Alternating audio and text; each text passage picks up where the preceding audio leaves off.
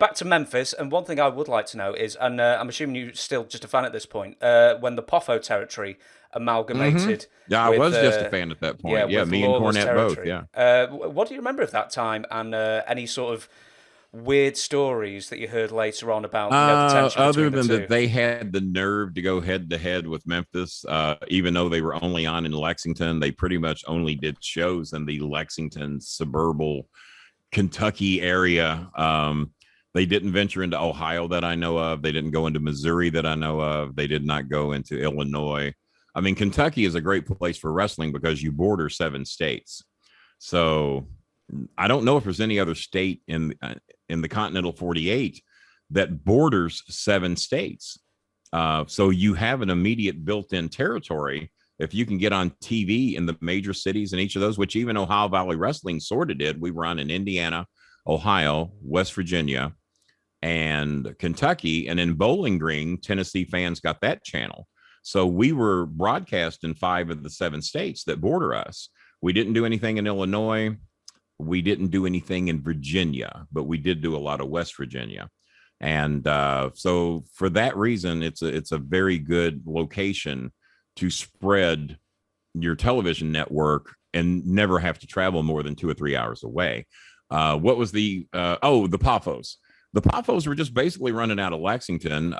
It was a very different show. They had the Midnight Express theme song. That's where, of course, we love the movie Midnight Express. So I've always accused Jimmy of never having an original thought in his head, that whatever he says or does, somebody else said it first and said it better, but Jimmy waited so long to reuse it that they forget it came from somewhere else. Me and Bill after were doing a show. I said, everybody, and me and Jimmy were friends at this time. And I said, name me the original thought that Jimmy ever had. Name me the original match that Jimmy ever booked. So after his live fans, his live chats, and after trying to come up with Jimmy Cornette's original thought. And I said, nope. And I would name who did it, who did it first, who did it better. We finally get, okay, I got you, Kenny. The scaffold match. I said, are you fucking kidding me? You think Jimmy not only did the first scaffold match, but you think he did it better? I said, let me smarten you up. Jerry Jarrett did the first scaffold match. He did it with Al Green. He did it better. They only did it in Louisville because they figured out it was a very dangerous match and not very entertaining. So they only did it in Louisville. And nobody got hurt in the Jarrett Al Green match. Jimmy did it, stole the idea from Jerry Jarrett, and blew both of his knees out and was out of wrestling for 2 or 3 months. That's the no. Jimmy didn't come up with it, and Jimmy didn't do it better because the dumb fuck blew both of his knees out.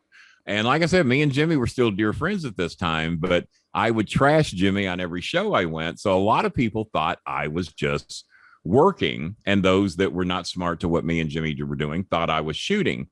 So as they've gone back and listened to many of my interviews about calling Jimmy out for his hot tub antics, abusing women in wrestling and shit like that, they said, Kenny, we've gone back and listened. It turned out you were mainly just shooting on Jimmy on every show. I said, yeah, those are the easiest interviews to do. Lawler and Dundee, when you can shoot on each other, it comes across real. And all you have to do is work in 10% of the truth, 90% lie, and people are going to grab on, oh, that's true. So everything else must be true.